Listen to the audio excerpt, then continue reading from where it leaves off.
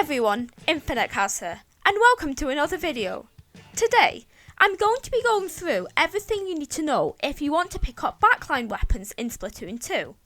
In case you were unaware, weapons are usually one of three things: a slayer, a midline, or a backline. And in my opinion, to become a backliner, it takes a lot more perseverance and game knowledge. It plays very differently to any other playstyle, so I wanted to make a solid foundation of tips and ideas to help you pick up anchors with confidence. With that out of the way, please like and subscribe as it really helps me out, and let's get right into it. So let's quickly start off with what is a backline and their role. To summarise, they act as the foundation of your team. They will have the longest range on your comp, and mainly will be picking off opponents and focusing on map control and the objective. They are often the last one alive, and can hold the enemy team back when everyone else has been splattered. When it comes to weapons, the heavy, Hydra and ballpoint splatlings, as well as the splat chargers, eliters, explosives and jet squelchers are counted. Other weapons like the rapid throw and dynamos have a similar role, but lack specific attributes to be played as an anchor replacement in most situations. The main drive to pick up a backline is usually the love for one of these weapons. Maybe you're fascinated by the long range and one-shot potential of the splat charger, or the great paint and arcing mechanics of the explosion. This is all well and good, but if you want to play these weapons well, you'll have to alter your overall playstyle, which takes a lot of time and dedication. So you have decided you want to pick up anchor weapons. What next? The first major step is to pick what weapon you want to focus on. There are two main options: chargers or splatlings. Both are backlines, but play very differently, so only focusing on one will ensure you get competent much faster. If you want a more aggressive playstyle, with better paint coverage and strafing ability that enables you to be in the action, try the heavy. If you want to be a true anchor that can be very disconnected from the game, with the one-hit KO main weapon, the chargers are probably the better choice. Getting good at one doesn't mean you will improve with the other, and as they are in entirely different weapon classes, it's very important to consider what you want to play carefully before committing. The heavy does have a much lower skill floor, so it will seem more appealing to you if chargers sound very daunting. However, if you want to eventually play chargers, I wouldn't bother with any splatlings, as it will take much longer for you to adjust to the weapon's core playstyle and mechanics.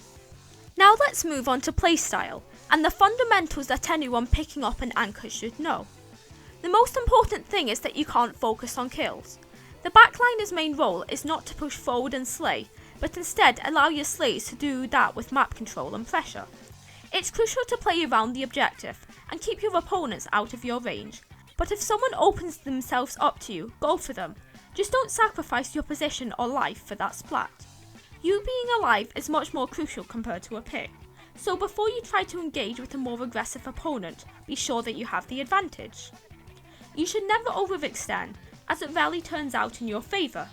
On a similar note, if you're in a bad position, for you and the rest of your team's sake, you should back up and reposition.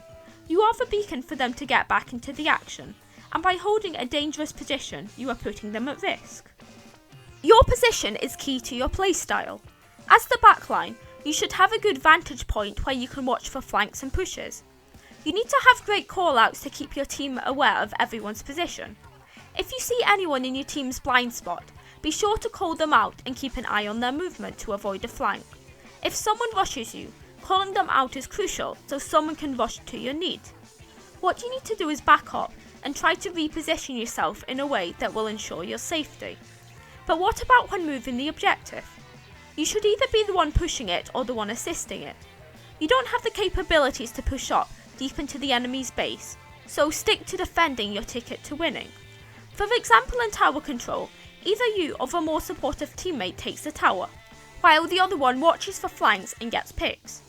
You combine well with another player very well, as you cover for each other's weaknesses. For example, a junior can pressure with bombs and deal with more aggro opponents, while you pick off opponents well out of the junior's range. If you play a weapon like the heavy remix, you can push the objective alone, but it's usually not worth it. You depend on your team just as much as your team depends on you. In many ways you will be the one pushing the objective, but you are mainly a sitting duck without the support. The vast majority of backlines do not paint well. Therefore, you can only hold areas for a small amount of time. In splat zones, don't count on yourself to keep the zone painted outside the exposure and maybe ballpoint. You also often rely on good map control to play effectively. When pushed back, you lose your favourable position and you can't simply rush in to take it back.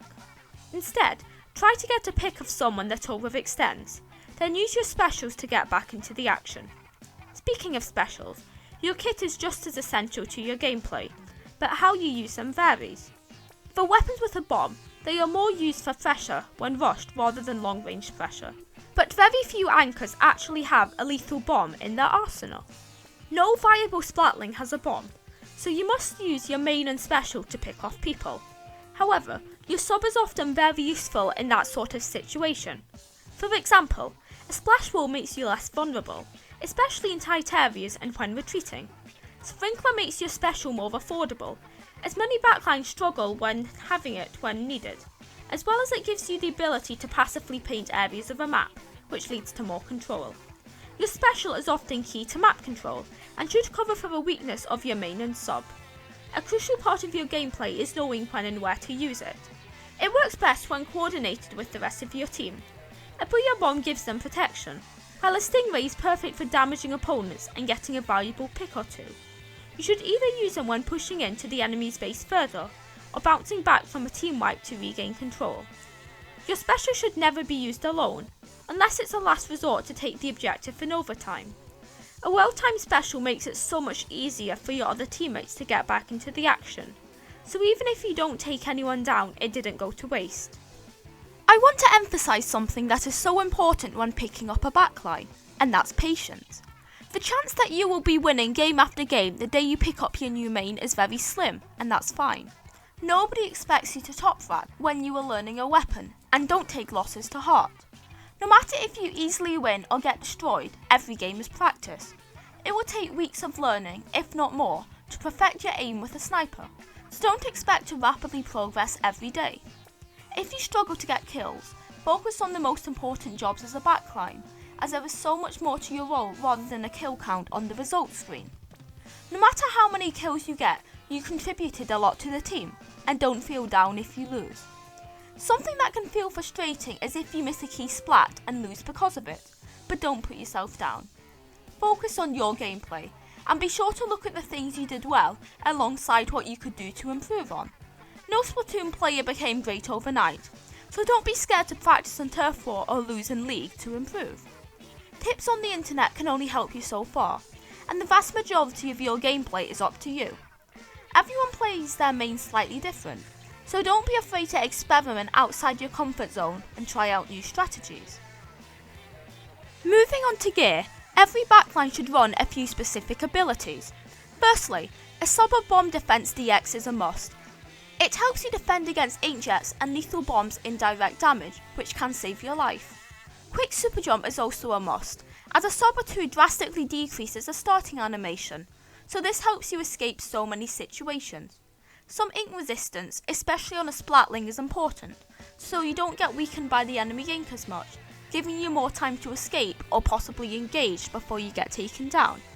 The final must-have ability is a sub of Special Saver, as when you die, a single sub of this ability allows you to save an extra 10% of your special meter, a huge advantage for the single sub. The other abilities are up to you, but ones like Ink Saver Main and Ink Recovery are great for efficiency. Special Charge Up is great, as your special can be expensive, depending on your weapon. Main Power Up does different things depending on what weapon you use, and it can aid with your gameplay. Other more niche abilities like Respawn Punisher and Tenacity can be effective, but you need to consider if you will be able to utilise the main that the ability takes up. On the other hand, some abilities you shouldn't run are Quick Respawn, Combat and Opening Gambit, as backlines don't have the tools to utilise them compared to other abilities in the game. So to wrap everything up, backliners are a challenging class to get good with, but they can be very rewarding when you master your skills. You are the foundation of your team and always a valuable asset to the objective. I hope I managed to teach you something, and good luck on your quest to become an anchor. That's all for now. Thank you so much for watching, and I hope you enjoyed. Please like and subscribe as it really helps me out, and I will see you all next time. Bye!